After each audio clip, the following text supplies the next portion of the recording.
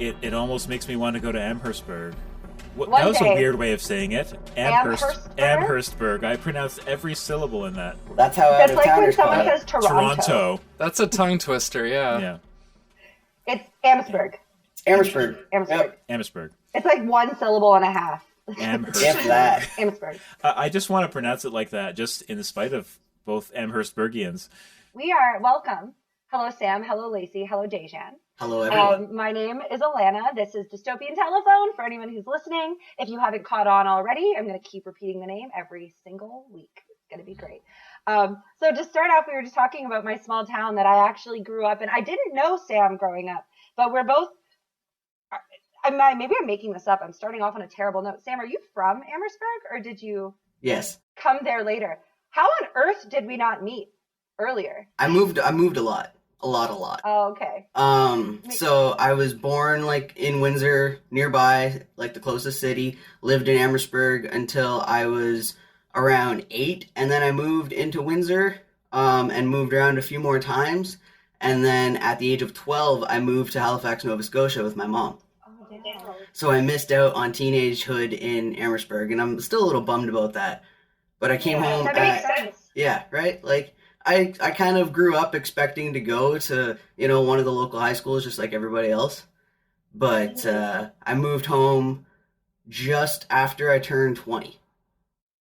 Makes it. We would have just missed each other because I got to Amherstburg when I was 7. Well, literally, yeah. I think literally. And I got there and then I left when I was 22 to move to Windsor. So we literally missed each other like entirely. That makes a lot of sense. But the fun fact I wanted to start on is, so we are from a small town in southern Ontario that's literally named after the man, or I shouldn't say the, because I'm sure there were multiple, but a man who employed smallpox blankets as a form of terrorism. So real hometown, small town pride. Great. Love Great those place. vibes High around school here. as well. So at least you missed out on going to the smallpox blankets high school. At least you didn't have to have that on your Facebook profile for the rest of forever. But yes, we're actually going to start today's episode, and Lacey, we'll get to you in a minute too. I know that was like a soft opener. So I actually want to start today, and this was on Lacey's amazing recommendation, and I cannot believe I didn't think of this sooner. I'm so ridiculously grateful that you suggested that we do this, and we're going to do it moving forward. We're going to do a land acknowledgement. And I'm actually going to hand it over to Dayjan because he requested to read it in his stunning radio voice. So I will allow. Wonderful.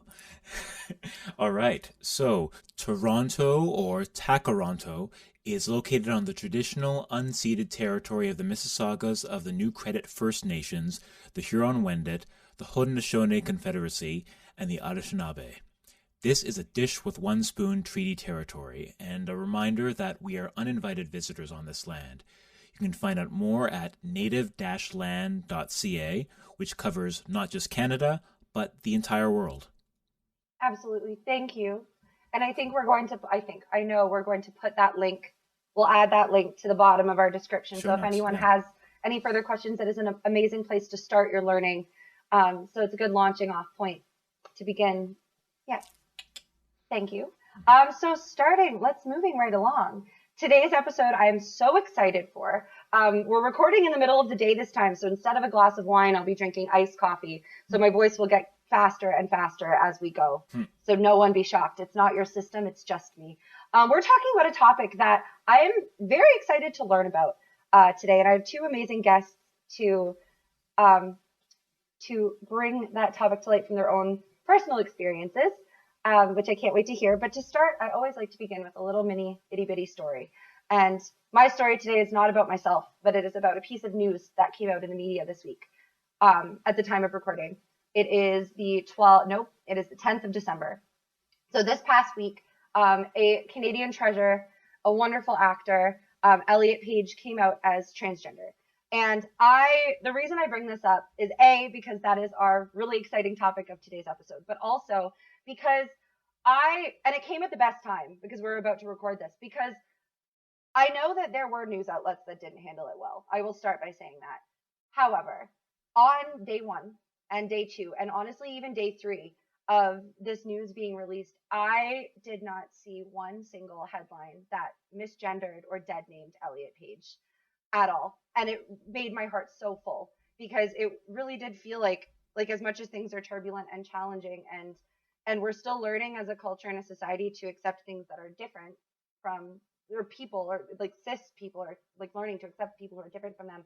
I think it was a nice little indicator that we're working on it, and people are learning, and we're healing as a people, as a human collective of human beings. I'm making absolutely no sense. So I'm going to hand it over without further ado to our two stunning, amazing guests. Let's start with Sam. Sam, tell us a little bit about yourself, other than obviously that we almost grew up in the same town. So we did almost grow up in the same town. And it is funny, I should mention that even though you and I did not know each other through childhood, you were very, very, very good friends with the woman I'm going to marry. How funny is... I would mention that. Love her. Miss her so much. Jolene, cannot wait to talk to her again. Jolene says hello, and she misses you. So it's hilarious, actually, that we're crossing paths now in this way. But I'm really glad. So, I think I was kind of too busy moving around and being the new kid all the time to really care about who I was until after I had gone through my teenage years and just gotten back home, which was always my goal. It was always my big thing. I wasn't planning on staying on the East Coast. So to backtrack, we'll say that I moved to Halifax, Nova Scotia at the age of 12 with my mom. She wanted to get a little bit of perspective on the world, get me to see some new things, and I really enjoyed my time out there. Now that I'm looking back on it, while I was there, I hated it, of course, because I was an angry teenager who was taken away from home and just wanted to go back. A year ago, this past October, I went back to Nova Scotia for the first time in 8 years, and it was the most eye-opening experience that I think I had to date. I hadn't put a lot of things together in my head, kind of pieced my timeline along, and now that I have, I've realized why I've spent the last few years playing catch-up, and that goes right into my transition. Absolutely. So I was born female, and I always say that just whatever you want to believe in, God, higher power, nature, whatever, something got lost in accounting when I was created. I like the way you put that. That's definitely 100% how that went. But I had never really paid a whole lot of attention to it because I didn't have things like social media and the public eye always educating, which I think is the biggest thing. Gosh. It's a lack of education. Absolutely. I didn't know.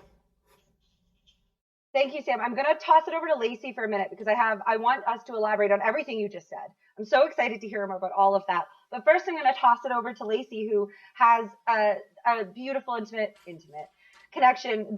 Is roommates with. I shouldn't say intimate connection. That's a little bit misleading. Is roommates with and good friends with Dayjan, the other half of the Dystopian team. So, Lacey, tell us a little bit about yourself. Yeah, thanks. As I like to describe myself on my show that I do, I'm Lacey Artemis. I'm a creative Jill of all trades. And I grew up in Oshawa, not to be confused with Ottawa, the nation's capital. Oshawa is just about an hour down the road from Toronto here. And I've just, for a few years now, since about 2013, I've been doing a whole bunch of different creative endeavors, and I have a book coming out. It'll actually be out by the time you listen to this. And I have my own podcast talk show thing and a bunch of other stuff, which I can talk about later in the show. But I guess my own kind of background really briefly with the whole transgender thing. As I was kind of explaining to you in our kind of meeting before the podcast, it's like every trans person's experience is kind of unique. Like a lot of us have some overlap, but everyone's is a bit different. And so, I figured out that I was not a cis man in my early 30s. And I've kind of, even now that I'm a few years kind of into it and I've kind of reflected on it, I realized I wasn't always like completely miserable and everything as living as a guy, quote unquote. There were some good times, some happy times. But what is definitely true is that living now as a like feminine person, I am a lot happier and I feel more my true self. So, I don't identify as a binary trans woman. I identify as a non-binary trans feminine person, which is a bit of a mouthful. So I usually just say trans woman for simplicity. But yeah, I just wanted to say that trans people aren't all binary. There's a lot of kind of shades in between. I'm not sure what else to say right now. No, that's fantastic. And I did such a good job of not interrupting you. I'm going to pat myself on the back. But I want to call back. Remember how I said I moved to Amherstburg when I was 7? I literally moved from Oshawa. No I was way. born in Oshawa. That's amazing. What a wild, wild turn of events. I love how life brings people together sometimes. But yeah, I wanted to say that. And there was another thing, but I forget what it was. But thank you. Oh, yes. And also, Lacey's being modest. I spent a good chunk of today cramming for this episode. I was like, I have to watch Hat Collecting. I have to watch. It's called Hat Collecting, by the way, which we'll do the plugs later. But I listened to it. And Lacey, you have such a level way of speaking that's so calm and like calming that I realized I was getting ready and talking to Dayjan. And I was like, I need to slow my roll on this one. I'm giving myself anxiety.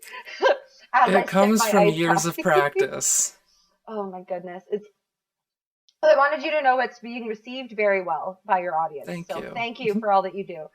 We start every episode the same way with a question, a current events question-ish, kind of, even though time is not real.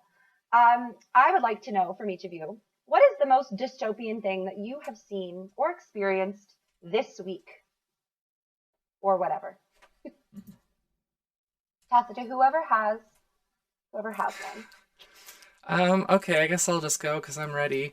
Amazing. It's funny because I was actually kind of worrying about this up until about 2 or 3 days ago because we just moved, and so I hadn't really had time to be paying much attention to the news or anything, which was kind of nice in a way, but I was like, oh no, like that's usually like Twitter or Facebook are usually kind of where I get all of my dystopian news. And I wasn't on there nearly as much, but then a couple days ago I happened to pass by Twitter and I saw one of those like little kind of, I guess, current trending topics that that rich people are now trading water futures. I'm sorry, you're gonna have to elaborate on that because I've not seen that. What does this mean? I haven't looked into it as much as I would have liked to, admittedly, but I have a vague understanding of what futures means. I think it has to do with like you're betting on something being like a certain price in the future, and so it's kind of like it's rich people gambling. They're just like, because now oil's not fun enough, so now they have to be like, oh, what else do people desperately need? Oh, water. Let's buy all that up. Mm-hmm. That is very dystopian. I think that might be the most dystopian thing I've heard so far on this podcast. Yep. Dear God.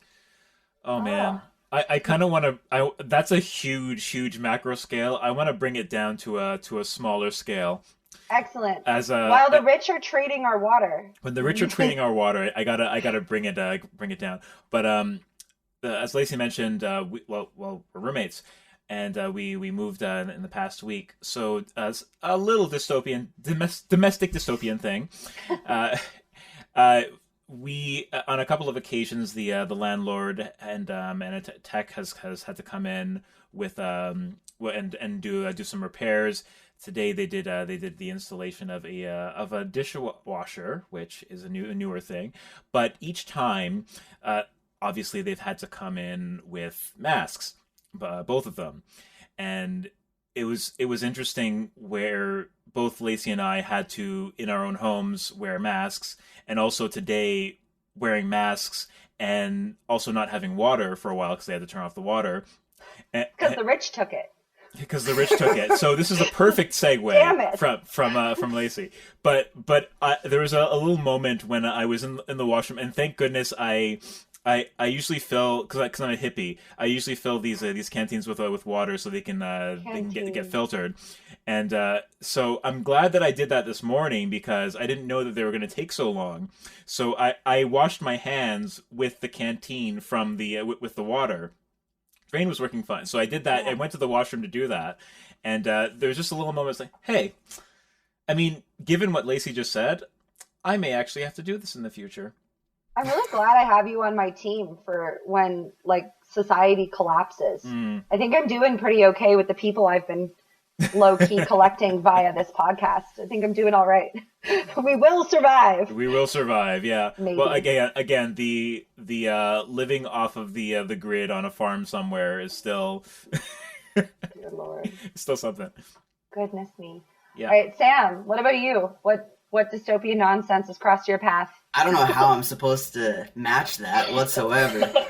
But I do. Mine also has a link with masks, which unfortunately is just coming into the store. There's a few people, and we had like one customer in particular who walked into the customer at like he was trying to sprint, practically barreled through our security guard who was there to ID people, and like 6 inches from her face, she's saying, "Sir, you need to go put a mask on." And he's saying, "Why?" I said, those are fighting words. I said COVID-19's a good reason. Yeah. And he looked at me kind of That's funny. really all you need. That's all I needed. That's enough. He walked around and he left and he put a mask on and came back into the store, but then we had to get a 20-minute lecture about, the conspiracy in the government. Oh, lovely. God. It's great. Oh my goodness. Ooh, I actually that reminded me. So I work, as we know, in customer service as well. I'm a barista. And I was going to tell a story. So right now, for the record, I'm good. Like, I'm healthy. I'm okay. Everyone's safe. Everyone else is healthy and safe too. But there was a case at my place of work this past week. So I'm in self-isolation right now. I tested negative. Everything's good to go. I'm kind of just enjoying a paid vacation right now. So that is what I was going to talk about. But Sam, you just reminded me of something that I think I blocked out because I talked to my therapist about it and then forgot it existed. But I was faced with the most dystopian, in a very bone-chilling way, thing that I've seen in a while. And we're going to use this delightful anecdote to segue into our conversation. But I was at work the other morning. It was the last day that I worked before I had a few days off, and then I was told I was going into isolation. So it was my last shift. And it was not even 6 a.m. I was at the till, whatever. Someone came in and they're smiling and I greet them like, "Hi, what can I get for you?" in my customer service voice, because that's my job. And I'm standing there and he's super chipper and my eyes flit up and I see this man is wearing a hat, and this hat is a Donald Trump 2020 Make America Great Again ball cap in Ontario, Canada, in December. So not only is it not Canadian politics, not a good look at all, but also the dude, let it go. This was already a bad look. Now I'm just sad for you. But so that happened. I look up and this man is like 6'2". He's tall and he's old with the dark, the classic, not dark hair, like white hair, glasses, ball cap, tucked in shirt, the classic Trump supporter vibe. So I look up and my gut reaction to this man in the hat through the plexiglass who's smiling at me is to adjust I have a rainbow name tag that I wear at work. So my first instinct was to just adjust and stone face. And I went through the whole interaction. I got him his coffee. I was like, have a good day. And just smiled through my teeth, and he left. And I realized it hit me like a full truck, because I feel like a lot of us, especially, I say us, a lot of people in the arts, students, people who are in communities, like even things like TikTok, a lot of the time like-minded people end up in these bubbles. And I consider myself one of those people in a bubble, because I don't often come across shitty people like that in my day-to-day life. My family is super accepting and loving. My brother, for context, my brother's gay. He's going to be on actually the next episode. And he came out in high school. He's a year younger than I am. He came out in high school. So there was this whole, my parents were super great about it. Everything was wonderful. So I was really lucky. When I came out, I didn't have to deal with anything. Like, I was just like, by the way, I'm bi and I'm poly. And my parents were like, as long as you're happy and no longer dating douchebags. And I was like, killing it so far. So, like, I've been super, super fortunate in my interactions where I know that people can be shitty. I know that things are scary. I know that there are people who are not like-minded, but I don't think until that moment at work, when I was faced with somebody who on a principle level didn't think that I as a person, whether it be because I'm queer or because I'm a woman or because whatever, does not think that I deserve fundamental human rights. And to have to then serve him with a smile just absolutely shook me to my core. And I think that the fact like that in combination, like just, I think it was dystopian in a way that is almost too real. Because that could have happened pre-COVID. That was happening pre-COVID. I think sometimes I forget that the world was already on fire before all of this went down. Before it was like, shh, you know? That's just reminding me, and I know this is not just a thing for trans people, obviously, but in the U.S., I'm pretty sure that they've passed laws, at least in certain states, where like doctors and nurses can literally refuse to treat you if you're dying. It's like, oh, you're gay or you're trans or you're something I don't have to do it. And it's like, they take an oath to do no harm, but they can be like, oh, my God doesn't like gay people, so you have to die. And it's like, how do you justify that? Precisely, right? And it blows my mind as well. I have such a hard time wrapping my head around hate. I feel like I'm not built that way. Like, I don't get it. So I made a game. My roommate Kristen TM, could not actually come up with a game for this episode. So and I found this out yesterday. She's in exams. Oh goodness, help her. Universe save everyone who's in exams right now. But she's in exams, so she couldn't do a game. So I came up with a game, and it's a wonderful game. But the game is going to get us into some actual like really beautiful, deep conversation and analysis of your experiences in your lives. But before we do that, I want to get to know each of you, and just to tell me a little bit about growing up as Lacey and growing up as Sam and what that was like, and whatever you feel is a good baseline intro chapter to this episode. Lacey, since I was just speaking with you anyway, let's hand it over. I want to hear what was it like growing up as Lacey? What's your Yeah, so if anybody wants to hear the longer version of this, I have like a 10-minute video on my YouTube channel where I kind of go through this whole thing. The short version is that I can remember as far back as like I was aware of this, that like I did not identify with like, you know, macho masculinity or like, you know, what tradition, like that just didn't seem like right for me, but I didn't know like like it was this weird thing because like some trans people will, and this is why I say everyone's experience is different, because some people will be like, oh, I'm not a boy, therefore I must be a girl. And I was just like, I just don't like this whole boy thing, but it didn't, for some reason my brain wasn't like, oh, I'm really supposed to be a girl. I don't know why, but it didn't. And so I kind of went through my life and kind of, like, as I say, making the best of it. And it wasn't until, like I said, in my early 30s is when I kind of figured out, okay, no, this is not right for me and I gotta do something different. And then looking back after that point, I realized, like, it was so much more obvious. Like, I had been trying to live vicariously through the women in my life a lot. And once I found, I was like, oh, I get to just actually do this and be this myself now. And it's like, it was this weight off of my shoulders. And so I talked about that in the video because I think that perspective might be helpful for some people, but it was just, it never quite felt right. But I was like, I have to make it work because I some reason my brain for 30 odd years just couldn't get to the point of like, I'm actually supposed to be a girl or, you know, something like that. But I eventually got there and things are better now. That's amazing to hear. Was there anything that kind of like flipped that switch? Because what it sounds like is you were going down this track and you're like, this doesn't fit. I'm not in a place that I want to be. But where do I want to be? Like, sounds like there was something kind of in the way. Was there ever a moment where you were like, oh, wait a second? So yes, I'll just, like I said, I was trying to live vicariously through the like women in my life, and I kind of had this thought, I guess for a lot of years, I was like, well, if I can get a girlfriend, then I'll be okay, because then, like, you know, I can explore my feminine side a bit more and it'll be okay, because yeah, it's so stigmatized and so Like there's a ton of social pressure against, like, especially, so here's the thing, because we are in a patriarchy, anyone who goes out of their way to reject masculinity, which is seen as the default and the best, if you go out of your way to reject that, that is like the ultimate insult to kind of the social order.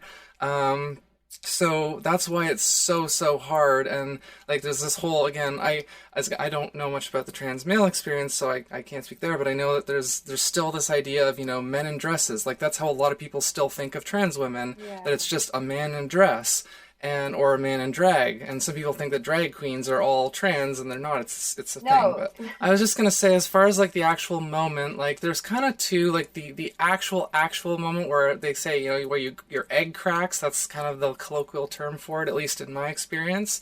I was at Value Village, and I was getting ready actually, because there was a private party being hosted by some friends of mine, and I knew there was going to be other like trans and gender nonconforming people there. So I was like, hey, this is an opportunity for me to like try it, to really like double down on it and see how it feels and see if this is right for me.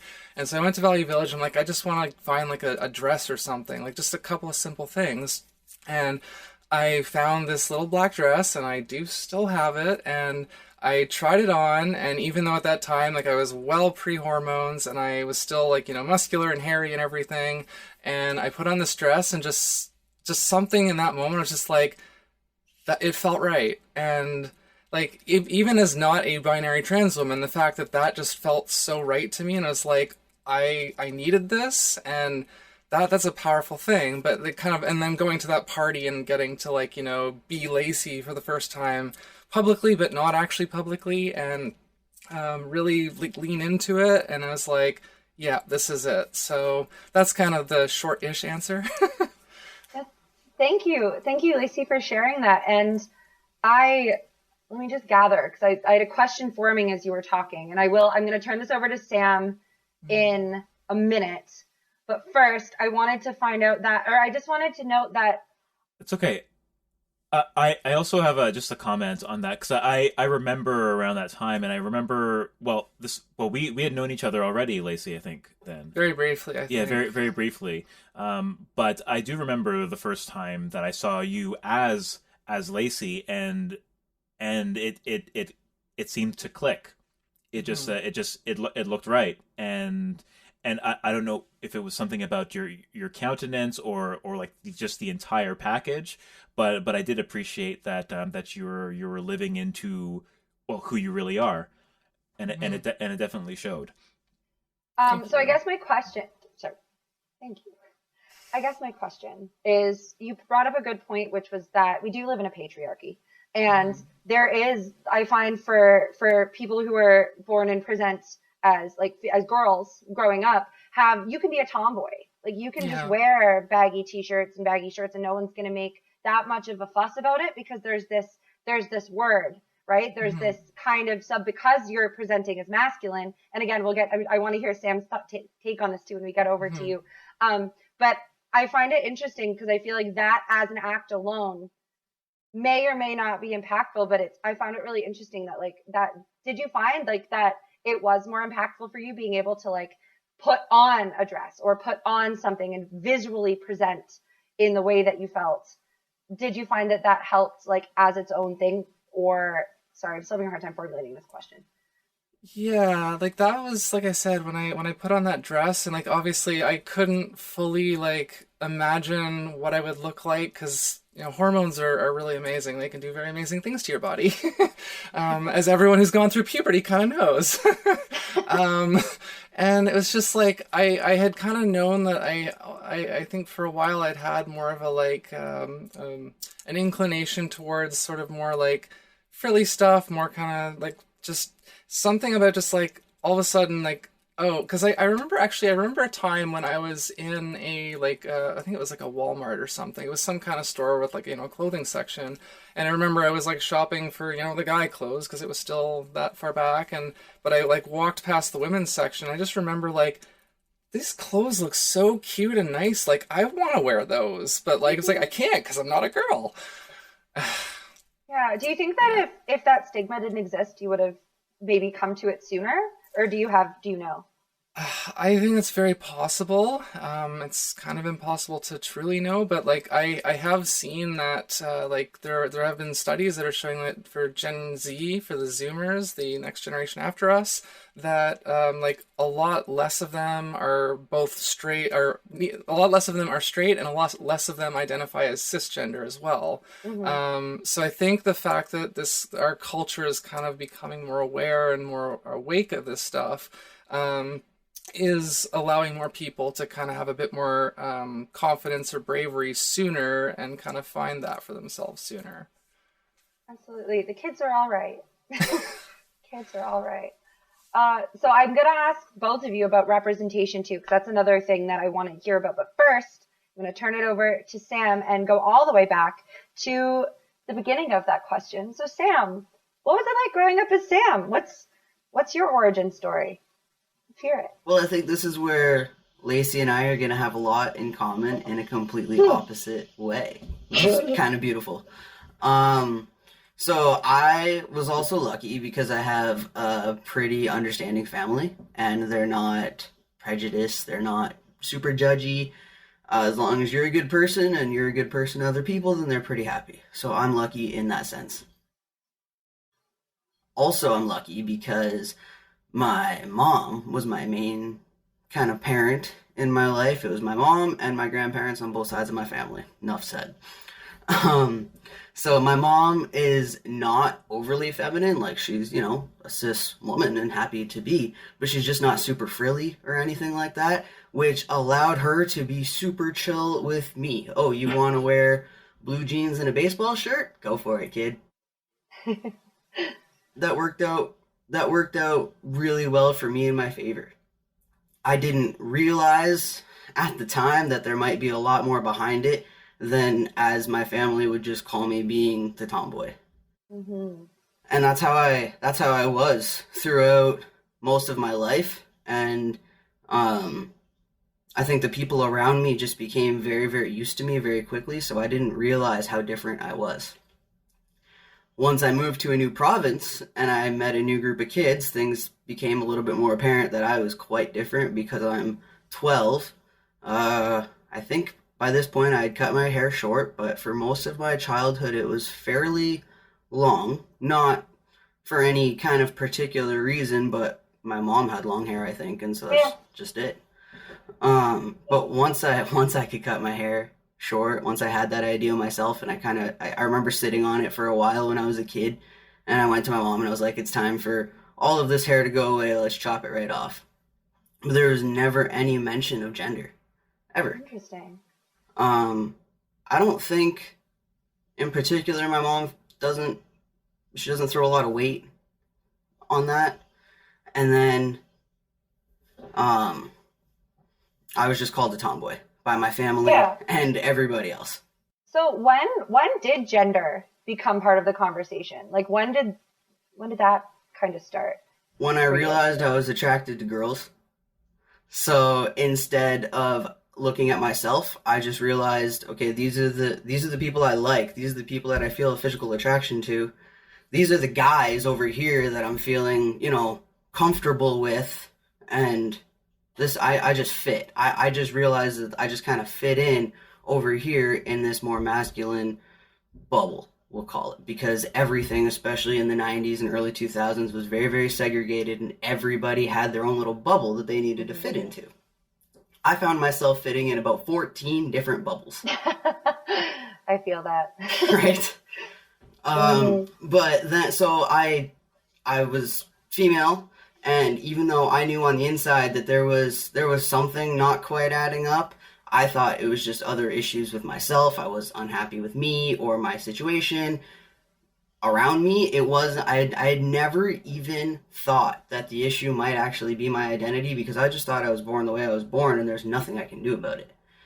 I saw a few instances online. I remember when I was like 6 or 7 years old, I saw a trans woman on the news or on TV or something like that. I don't really remember the story because we're going back more than 20 years now. But I remember I saw a trans woman on the news, and it was a very derogatory instance. And I think that right away just kind of shut down any channels in my brain that might have been trying to put some connections together. Mm-hmm. By the time I was 18, 19, 20, I had a couple of other friends who were transitioning, female to male. I was secretly envious, but I didn't put enough weight into myself then. So let's fast forward to 23, 22, 23. I saw a video online on YouTube. There is a trans man named Jamie who has become my hero, and I've never met him. But I saw his coming out video online when he posted about his transition, and it all clicked in like this giant wave of emotion. I called in sick to work the next day and did 3 days of online research about what I could possibly do to myself and how to fix everything, and my world was opened. Oh, that's beautiful. I just picture you with like all of the push pins in the wall behind you. You're like, wait a second. Basically. Wait a second. Yes. Eureka! I can basically take medicine and things will be okay? Yes, that's exactly what I did. Oh my goodness, that sounds like such a relief to come to realize like, oh my goodness, like all of these things that have just been not quite right, like this is what it is. And I think that, representation. It's not a question, it's just a statement. Because from both of your stories, what I'm hearing, so for me, as obviously I'm not obviously, I guess, but from what we know, I'm not transgender, but I am bisexual. And that is something that to me, like, I didn't know either. That's like the one place I feel that I can relate. I tend to relate through my own personal story. So it's the one place I'm hearing that relation is like, you're not seeing anyone who is like you in books or TV shows or movies or on the news. And if you do, you're seeing it in a negative light is kind of what I'm hearing from both of you. Does that kind of sum it up? Is that accurate? That's what happened. There is a... Sorry. No, I was just going to say, I've heard this phrase from a number of different people, and it's very short and succinct and accurate. And it just says, you can't be what you can't see. So if you don't see something like what you feel or what you think you want out in the world, then you either have to be the first one or you just don't be it. 100%. Yeah, and I think it even speaks to the fact that, Lacey, you mentioned drag. And I want to bring this up because I think that more people need to be aware of the fact that doing drag is not the same as being trans. And it should, once you know that, it should be obvious. But I think that if you don't grow up around anyone who's trans, and from both of your stories, what I'm gleaning here is that it is challenging. I don't know anyone who came out who's our age or around in our peer group who came out earlier than their 20s. Mm-hmm. Or even realized to themselves who they were until their 20s. And unfortunately, we're going to take it a little sad for a minute. Unfortunately, a lot of people don't make it. And a lot of people have a really hard time and have a lot of lifelong issues because of the kind of emotional turmoil that comes from not having anybody out, any representation or any examples of people like you that you can pull from and be like, oh, there I am. I see myself there. Yeah, there's a few things that I want to try to get off really quickly here. So I just want to, on the subject of the drag stuff, I know a lot of people really enjoy RuPaul's Drag Race. I don't know how many of your listeners are going to be aware of all the problematic stuff around him and his show. Please bring it up because I only know a little bit. Like I've heard whispers. I'm not amazing at pop culture, so please. I have never watched the show, but I do have several friends and my girlfriend who now it's tainted for her forever and she won't watch it anymore. But I know for a lot of people, like, she says she loves seeing these people just be able to celebrate and live their best life and be so glamorous. And like, I can understand that, but RuPaul is super problematic and he has said really terrible things about trans people and he's never properly apologized. And one time he tried to quote unquote, like, be an ally on Twitter and he tried to post the trans flag and he didn't even get the right flag. That's such a negligent mistake. That's not even a mistake. That feels like a slap in the face. And I'm so sorry that is the representation that exists. And I had heard like that RuPaul was problematic and transphobic. And truthfully, I've seen a little bit of RuPaul's Drag Race, not a ton. But the season, weirdly enough, the one season I did see, and I wish I could remember her name now because she is trans. One of the finalists is trans, and came out while on the show. And I remember that being dealt with in kind of it didn't strike me as problematic at the time because I didn't like, it just seemed weird. Do you know what I mean? Like they dealt with it in such a passive kind of like uncomfortable way where a lot of the other, like they talked about it in like the dressing room and whatever else.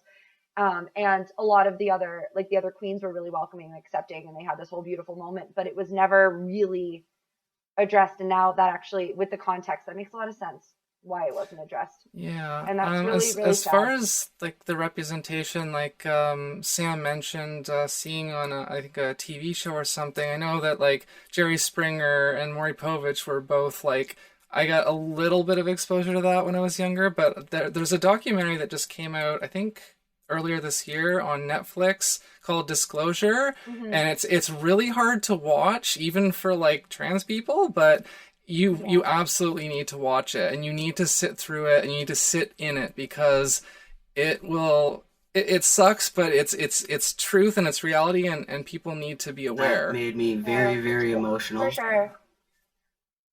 Yeah. But Disclosure is worth a watch. Yeah. And again, I say, like, you're going to want to, like, prepare yourself. It's going to be hard to sit through no matter who you are. But, yeah, the only other thing I wanted to just kind of acknowledge really quickly, and I don't want to, like, do it quickly to not give it proper attention, but I just did want to acknowledge how trans women of color are the predominantly affected and most, like, have the highest murder rates of all trans people. Which is probably not super surprising because they're people of color and they're women, and those are the two most marginalized groups. So they're basically everything society loves to hate most. Yeah. And and that thank you for saying that on this platform, so that if anyone's listening and they don't know, now they do, and now they're.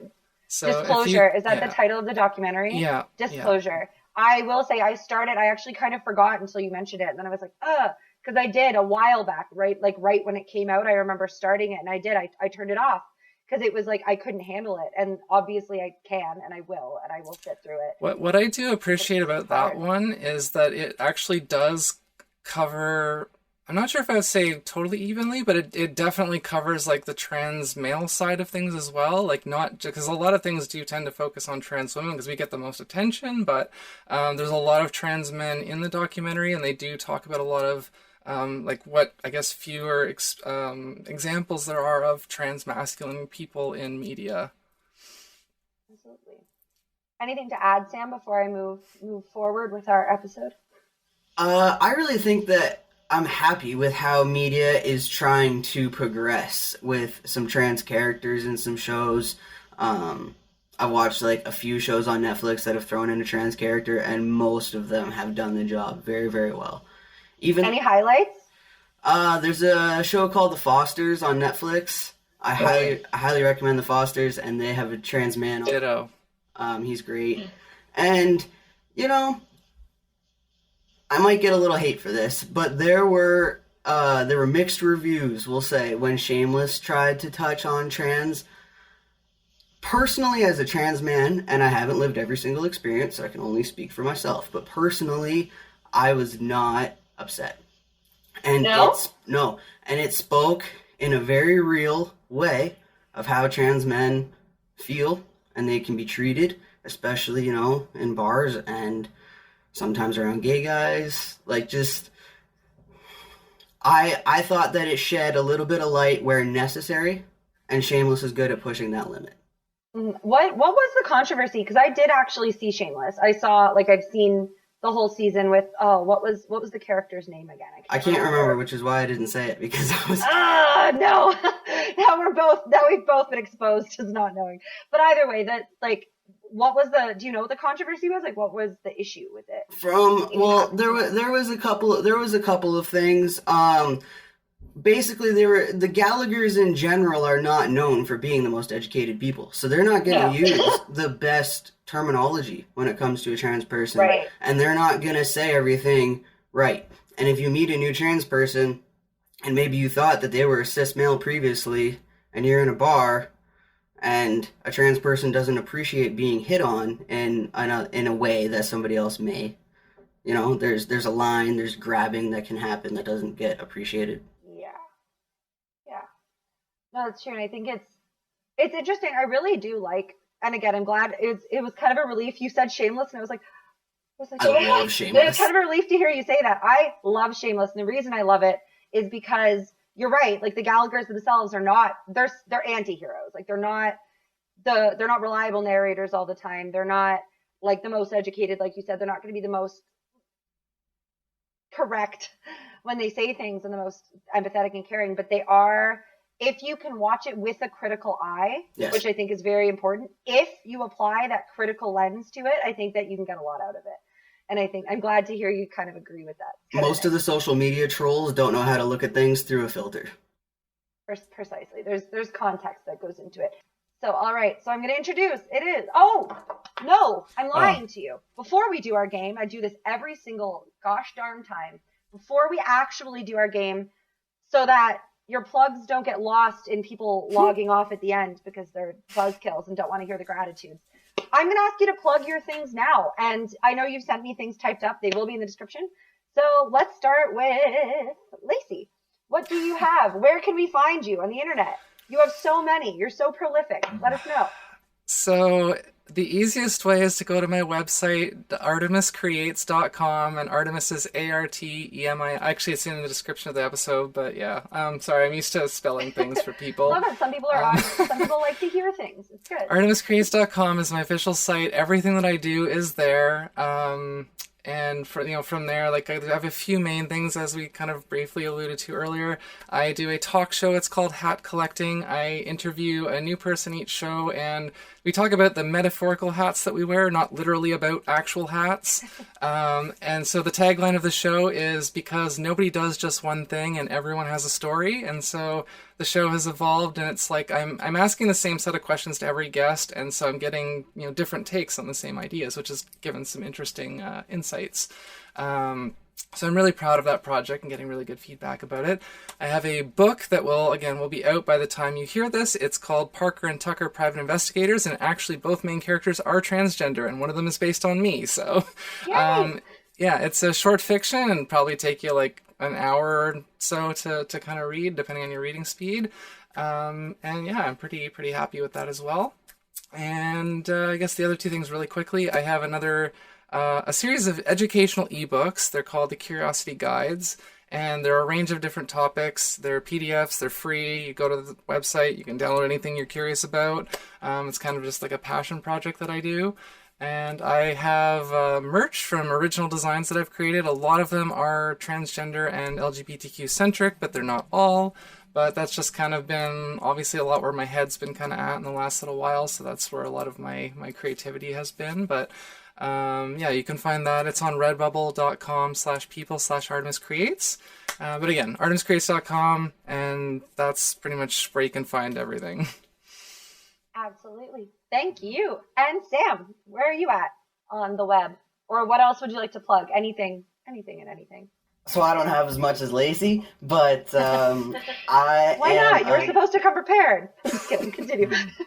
I think she's way more motivated than I am. So, I have a couple of videos on YouTube. If you search "My name is Sam and I'm trans," you'll find them. It has 2 videos covering my transition at the start, and the second one mostly talks about my first couple of years on testosterone and my top surgery that I had last November. And so I'm a newly hired bud tender at Higher Limits Cannabis Company in Amherstburg, Ontario. Please come in, check us out, because I think the store is amazing.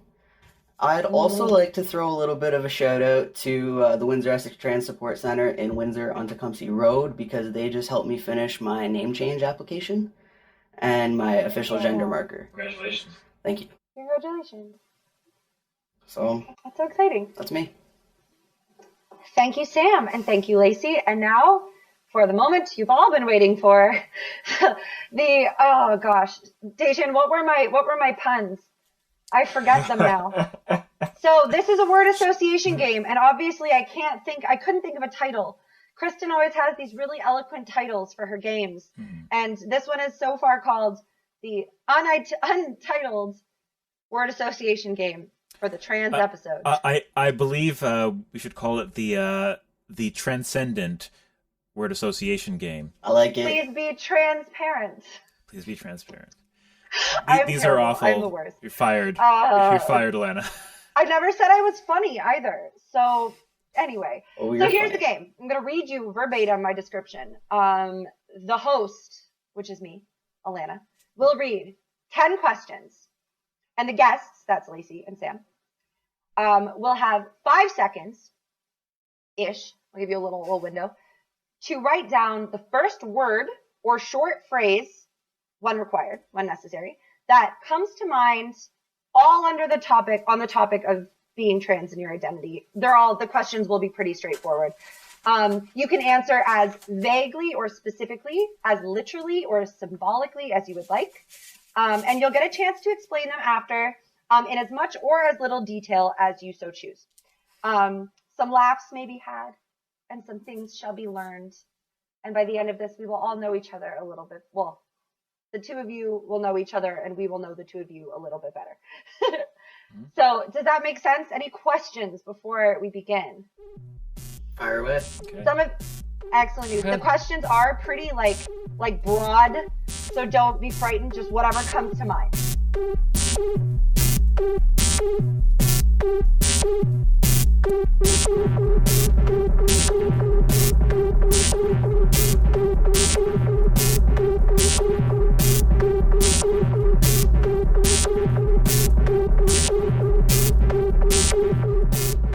Here we are on the other side of the question round. So, everyone, did we get through? Are there any blank spaces? Do we need to go back and review anything? Are we all right? I'm good. So, what we're going to do now, this is a beautiful little discussion. Imagine we're at a dinner party. There's no COVID to be seen. We all are touching each other and stuff in non-sexual ways, of course, because this is a family dinner party. I don't know. I'm making this up as I go. The point is, we're all sitting around, we're getting to know each other. And question number 1 on the docket is, what did you come up with for most ridiculous gendered product? So let's start this round with Sam. I'm going to have you share your answer and then whatever little explanation you would like, as long or short as you need. I wrote down why.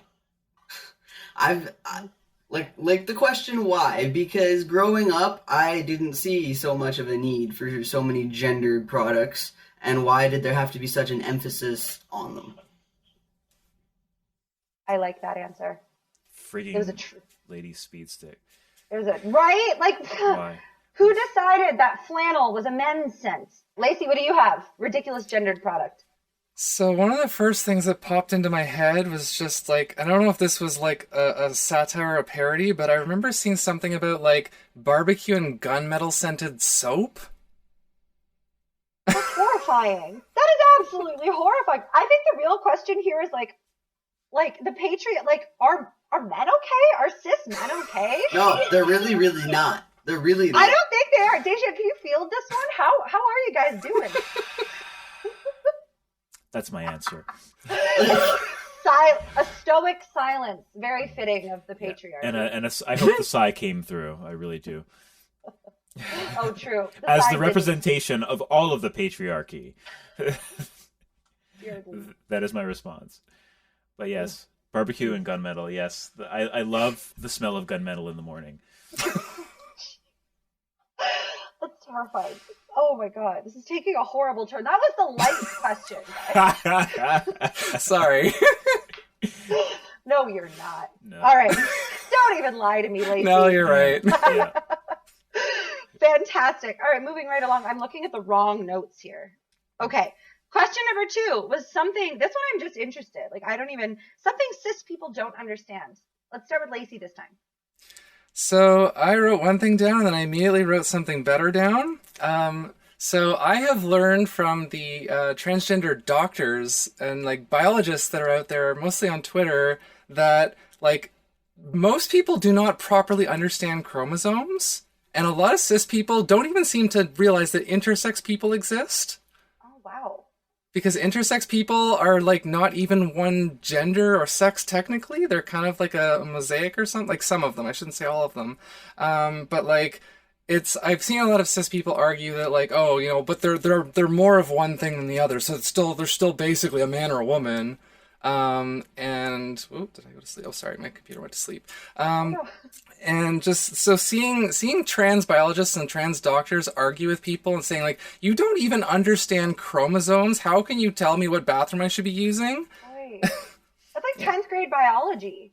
Like that's straight up. I remember learning that. Like I'm not a science. I like science because I'm a huge nerd, but I'm not like a science person by any means. And like I remember learning about chromosomes in like 10th grade biology, and for some reason it stuck here. But like that. Oh, it makes me shake my head when I hear things like that, because you're right, it's all over the place. People are just, on science side of Tumblr, not Tumblr, science side of the internet. Let's get on this. All right, Sam. I wrote that most people don't understand how much the hormones actually change, or at least for me, like they really changed who I am inside and how I think. It was like, week to week, I realized that I was suddenly feeling very, very differently about subjects that I had completely different opinions on. Like, just everything becomes under perspective. Wow. I didn't know that. And that's really interesting. I want to add one quick thing there, because originally the first thing I wrote down was hormones, and in the sense that people think that giving hormones to like kids, they think they're actually like shooting kids up with hormones, like it's like crack or something. It's like they don't understand how the process of transitioning as like, you know, not doing your first puberty the wrong way actually goes. And so I think do some research on that too, people, listeners, please. Yeah, please do, because yes, Sam, sorry, I didn't mean to cut you off. No, I totally agree. Like, if people could be sure, like, first of all, if you want to transition, you need to be 1000% sure. Absolutely. Just for your own mental health, and that way you don't go through painstaking challenges later. But just, it's a lot more than just taking something. And you're not just jamming yourself with steroids, which is what a lot of people have assumed I've been doing. Ooh. So I don't want to keep making this longer, but I do want to add one more quick thing. No, please. So people also think that if you start giving someone hormones that it's permanent. You can actually be on hormone replacement therapy for like 6 months and then stop, and all of the changes will fully reverse. You have to go longer than 6 months for permanent changes. I didn't realize it was a 6 month. Like I guess through like the very limited representation that is out there, I guess I had gleaned that like, yeah, there's like a process and you can't just stop because it's like 3 to 6 months. But yeah, like if you just like, you can sort of in a way try before you buy in a way. It's not exactly that, but you can, like, because I know some people who are microdosing hormones right now and it's working for them. Interesting. Yeah.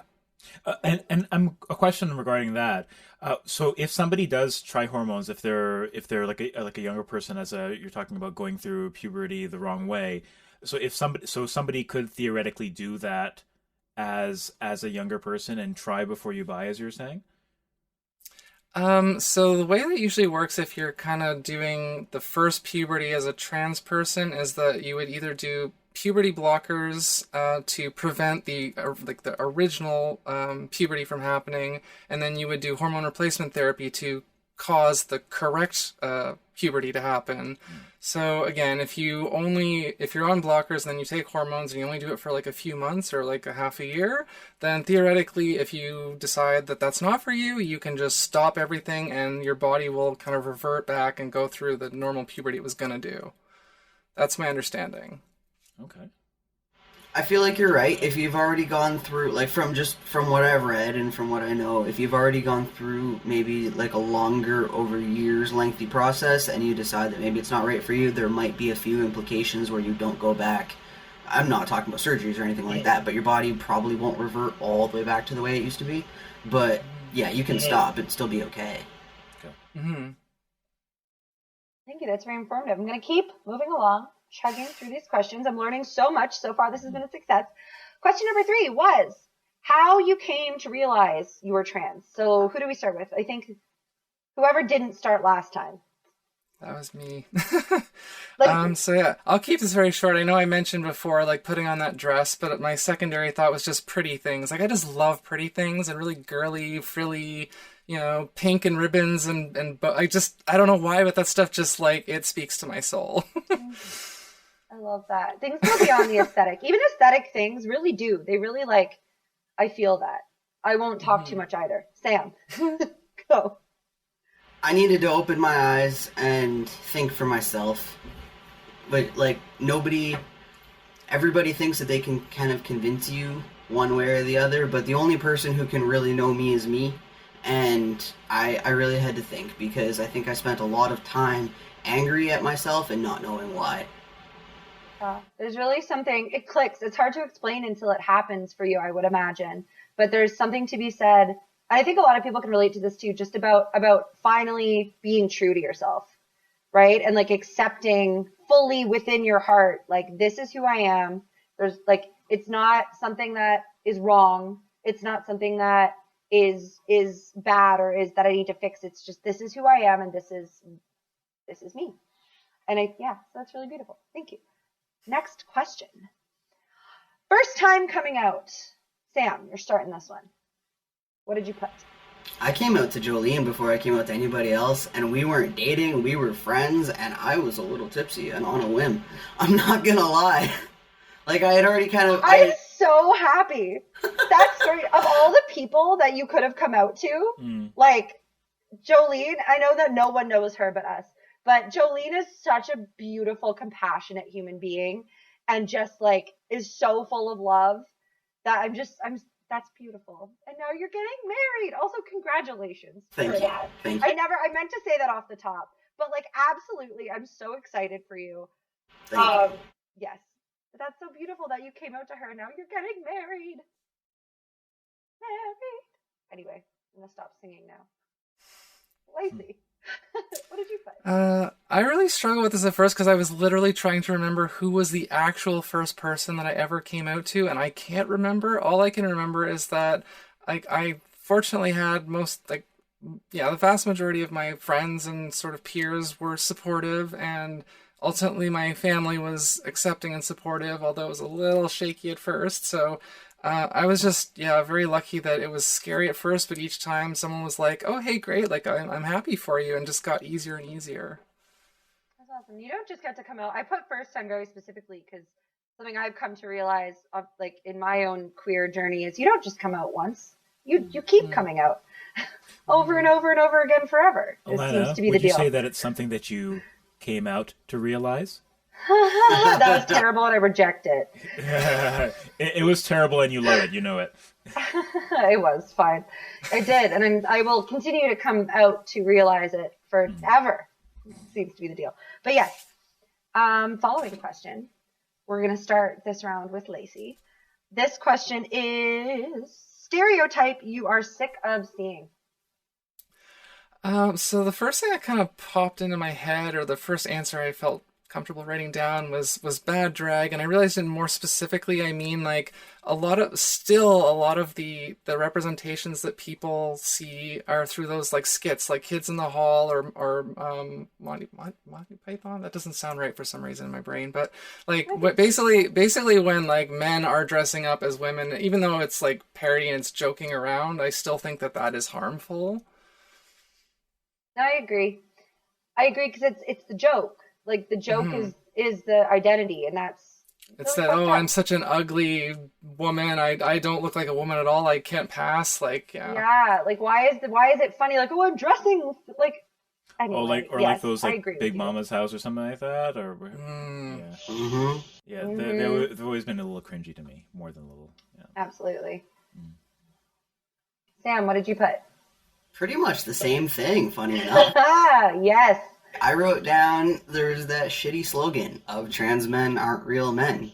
GFO. Like, I don't, like, I have been told by many, many cis female friends of mine that I am more manly than a lot of their husbands. So. You're like, It's Fucking just, yeah, I am. right? But that's the thing too. Like, what is a real man anyway? I think I find that language so problematic to begin with. Because like to imply that there's a way to be a real man implies that there's a way to not be. Yeah. How Like about be a just fake be man. a good person? Like, what is that? Yeah. Yeah, right? Just how about we just be good human beings and kind human beings and understanding, and anyway, I could go on about that forever, but I could as well. That's why I'm writing a musical about it. yeah, exactly. That's what the other musical is about. Like, let's just stop fucking with deciding what makes somebody correctly gendered and Yeah. worry about what makes us good, kind human beings. Try fixing the planet instead of fixing each other. Yes. Snaps for that one. Snaps for that one. Holy. Moving along. So starting with Sam. Something that you wish, oh, this one's nice. Something you wish somebody told you when you were younger. Hey, dude, I think you might be a guy. Let's get you fixed up here. Let's just go with that. You know what? Fair enough. When I was like 6, like somebody could have pulled me aside, right? Like, it would have been helpful. Just like lean down, listen, kid. I got something. You're gonna want to sit down for this one. My mom and I joke about that now. She's like, my mom's always known, you know, for sure. She wanted me to find kind of my own journey. I think she hoped I might have done it a little faster, but she didn't want to shove me in too many directions, I don't think. And it is something that you need to figure out for yourself. I'm not convinced, I guess, that if somebody had sat me down and said, hey, you could take a shot once a week and it might make you a guy, like it might make you feel like who you are, I'm not sure that would have convinced me as a kid. But I like to think it would have. Yeah, to at least have that option, you know? Yeah. At least be told it was something that you could do. Yeah. Mm-hmm. Yeah. Lacey, what'd you put? So I literally wrote down, you can be a girl. See, this is like, it's so simple, but it's like, why is no one saying this to children? Right? Like, why is, well, Like, I'm getting so worked up about this. Rightfully so. Oh, it sounds so simple, and it would have probably saved you so many just years of uncertainty, you know. And that's my heart goes out. My heart goes out. It's just in general, like not like anybody in the LGBTQ community. You don't have to ascribe yourself to certain. There's more than just one way of being.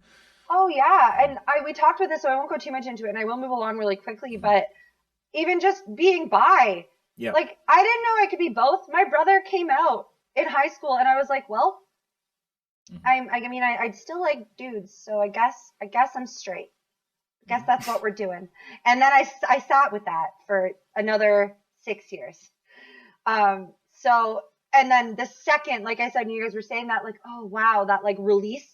Like I felt a version of that, right? And I think about that too. Like what if there had been somebody who was like, no, it's completely valid that you like both and that's okay and that is who you are. And like that you don't have to pick.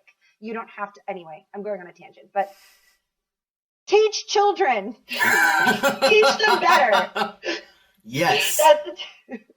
Teach kids better. All right, next question. I think this one's starting with Lacey. Yep. A question you're tired of answering or being asked. I'm just gonna say the true standby for us is just like, don't ask about surgeries and old names and that stuff. Like, I don't mind if you ask me how I figured it out, how I knew and that kind of thing. Like, I don't mind sharing that story, and actually I don't even mind talking so much about the like medical stuff, but like generally don't ask trans people if they've had surgeries or what their old name was and stuff like that. Yeah. No, for real. And like that's the thing, you wouldn't just walk up. I feel like Exactly. It's common decency. Like you're not going around asking your cis friends about their genitals. That's Why would you ask the your thing. trans friends? Why do cis people feel hey, that? bro, how big is your dick? Like, right? No one's doing that. Oh, they are It's though. so invasive. They actually are. They actually You know, fair enough. Touche. Actually You know are. what? Forget it. Sometimes I forget that people are trash. Not all of them. I love most. Humanity is beautiful, but people are trash. people are trash. Sam, what did you put down? What are you sick of dealing with? Hearing, answering. I've been asked at least 10 times if I'm gonna grow a penis. I'm not kidding. Don't ask about people's genitals. Thank you. Anyone who's listening, just don't. All right, following question. We're starting with Sam. A piece of, oh, this one's wholesome. A piece of art that makes you feel seen. So Netflix did an original movie called A Kid Like Jake. That movie is a piece of art. And it doesn't matter if you are, trans man, trans woman, however, if you can view that movie, you're gonna feel a relation to it. I am not always a crier. I couldn't stop, bawling my eyes out through this entire flick, 10 minutes in until post-credits. Oh. And that's the power, right, of seeing yourself in something. It really does impact you. Yeah. Beautiful. Lacey, what did you put?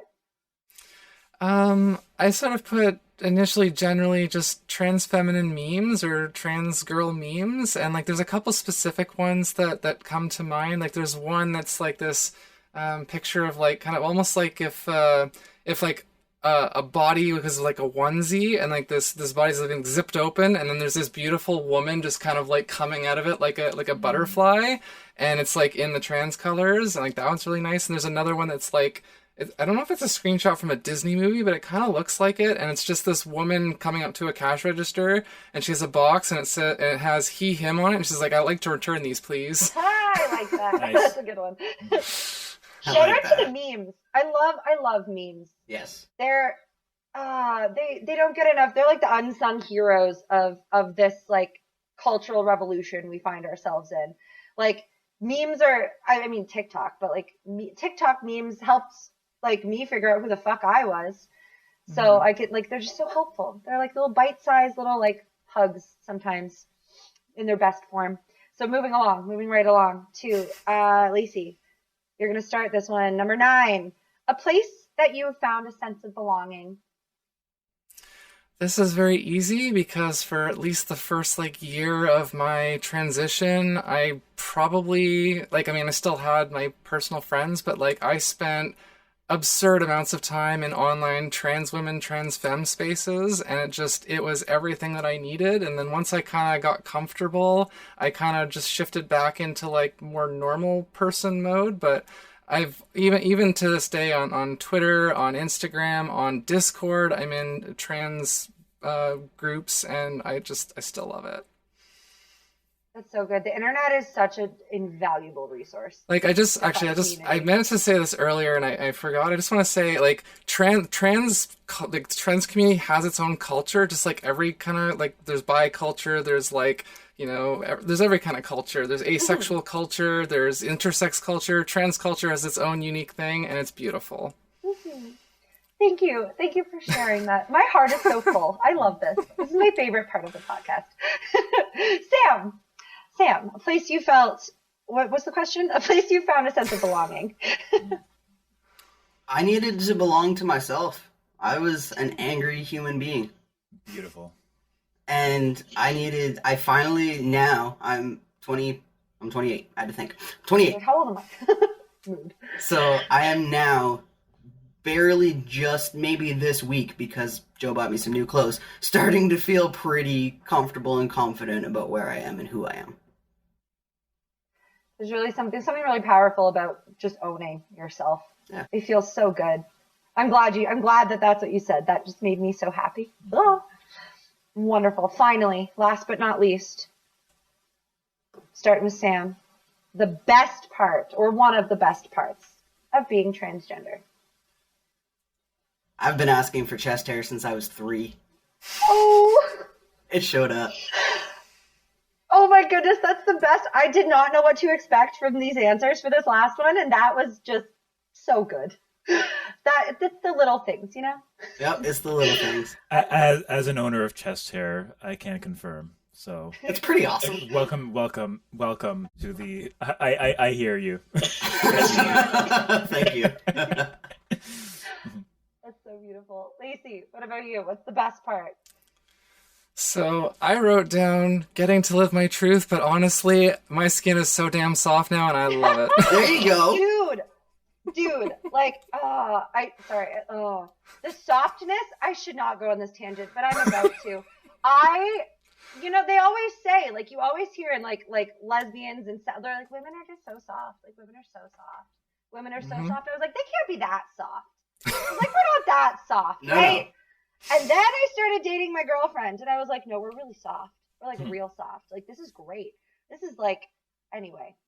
I'm not gonna lie, I actually do sometimes just kind of rub my own, like just stroke my arm because like, I'm like, that is so damn nice. Oh my goodness, what a beautiful thing. And I think that really does, in the most literal sense of the term, both of you said, I am happy with my own, like the best part is being in my own skin. Finally. You both literally just made comments on your actual literal skin. And that makes me so glad. So we're going so quick. I'm going to do gratitudes in like 2 seconds. But before that, any final thoughts? Let's go to Lacey because you inhaled, so I feel like you're ready. Final thoughts.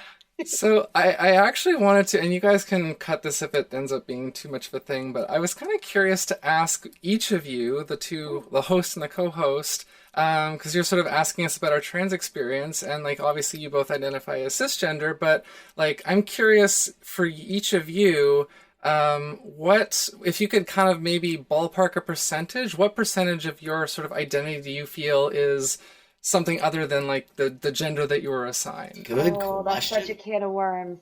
I love that question. And I'm going to tell you, so I'll go first because I'm ready. Kind of. So I was having this discussion with my partner recently because we were talking about gender and we were talking about how like, I was laughing because I was like, I haven't even opened that can of worms. I was like, I know that I'm not trans. I know that much.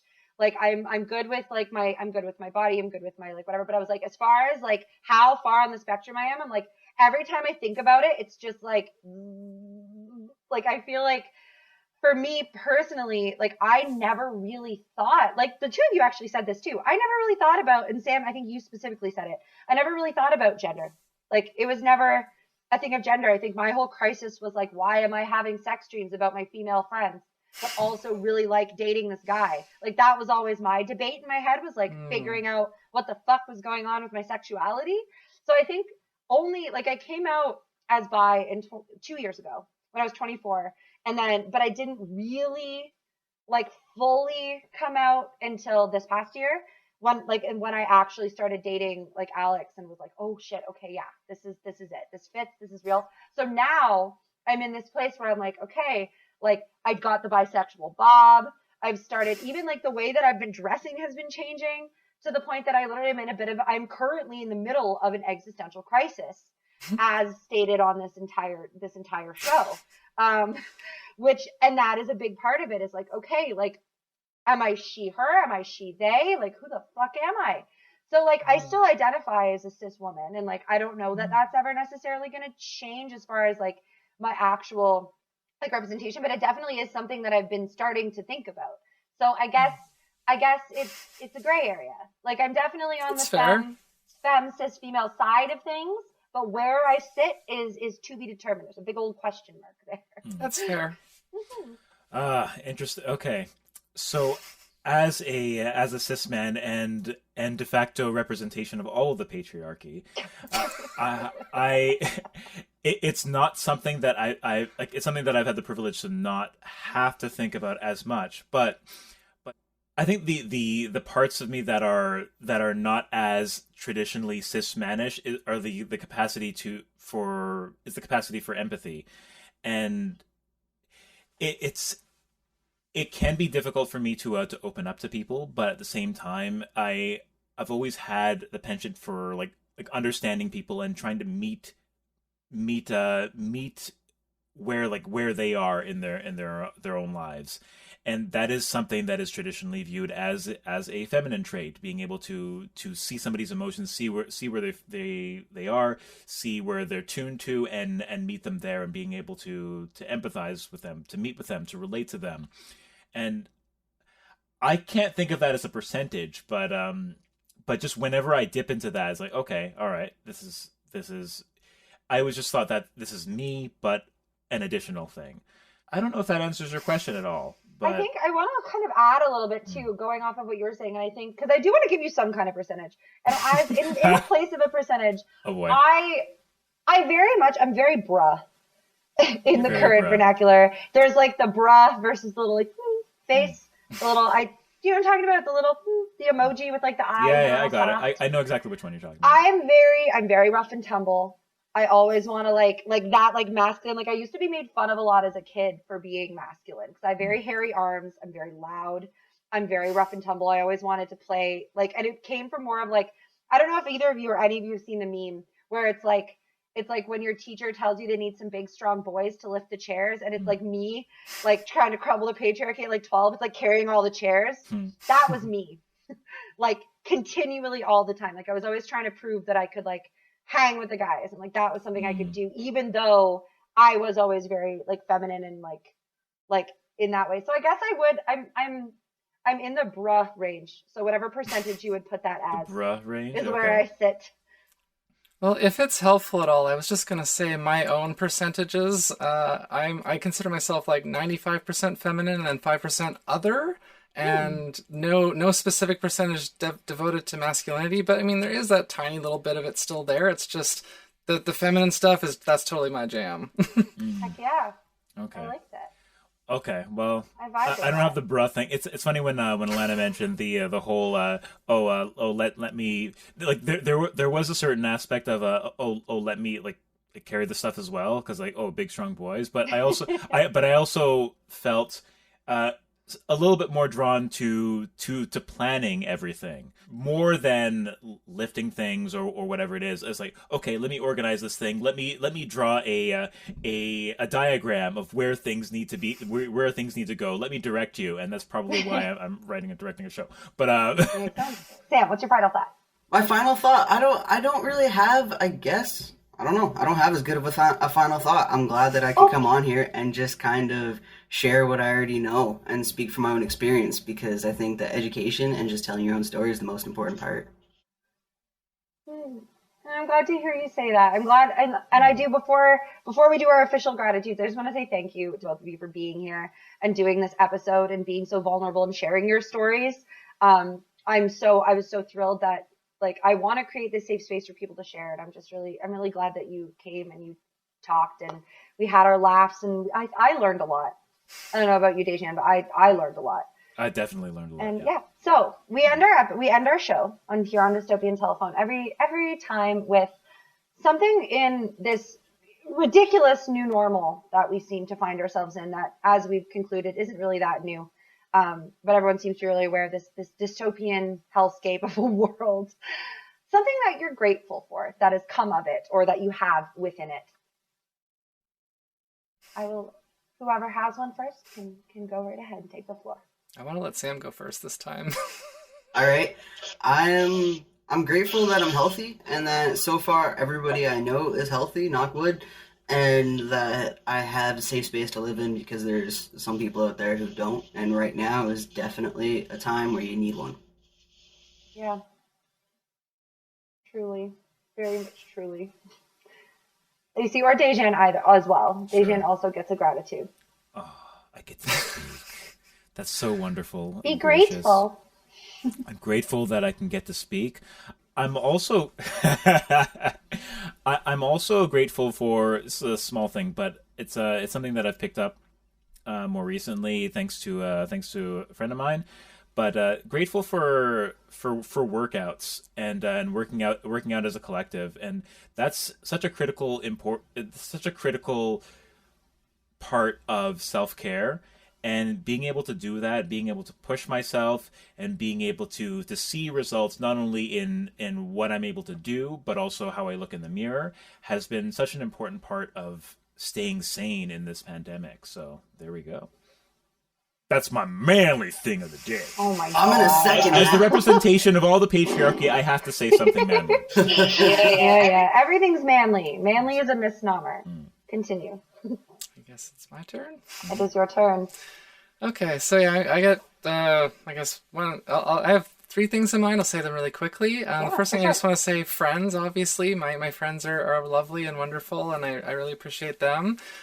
Specifically, I also want to thank Dayjan, because, as was mentioned before, we are roommates, and this year I have gone, like, my dietary habits have completely transformed, and Dayjan is almost, like, primarily responsible for that. Like, he's helped me learn to cook a lot more stuff on my own, and like to actually like start looking at ingredients on stuff, and just all these changes I've been wanting to make for years, and I just struggled and struggled and struggled, and then he came along and he made it much easier.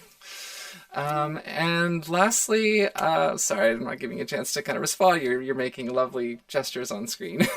And I want to also be grateful for my new girlfriend, who I've been dating for almost 2 months now, and it's going splendidly. And we're just two peas in a pod. And after so many years of just, I hated dating. It just never, it was so frustrating, and just, it was a big source of displeasure for me, unfortunately. And to finally find someone who feels like a fit, and I'm still just kind of every day like basking in it, like, oh my God, is this real?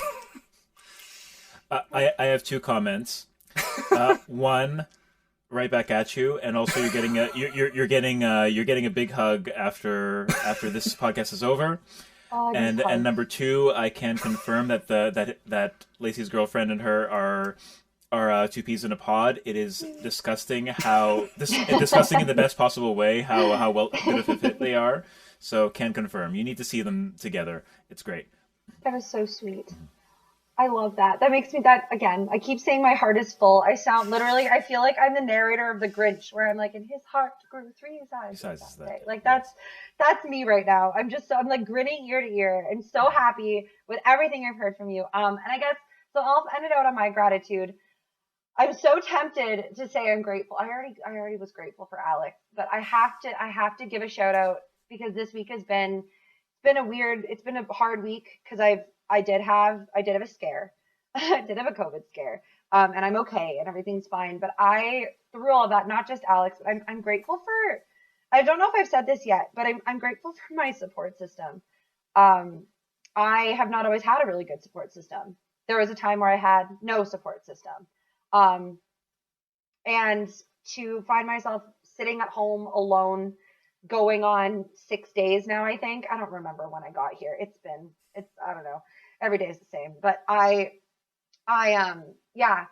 been home alone, but I've had my bosses checking on me, and I've had Alex checking in on me and calling me when she can. I've had friends checking on me, and that every time I get a message, I'm like shocked.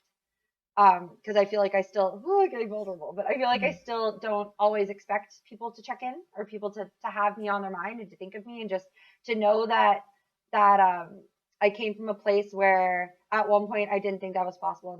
Now during such a hard time, I have that support system. Is it's so incredibly valuable, and I can't say enough how like grateful I am for that, because it really, it's very, really very special to me. And thank you to you for being here, my friends, to Lacey and to Sam. And thank you, Dayjan, for all the work that you do. I will sign us off. We don't have a nice clear cutoff, so basically the music is going to cut me off probably. This has been Dystopian Telephone, an existential Renaissance podcast for the new I said Renaissance twice. Thank you, friends. And good night. Be so. Good night. So yes, we can stop recording now, because I'm a mess. Hold on a second. I didn't even drink on this one. I feel like that was the worst sign off yet, and I'm stone cold sober. Dear. Bleh.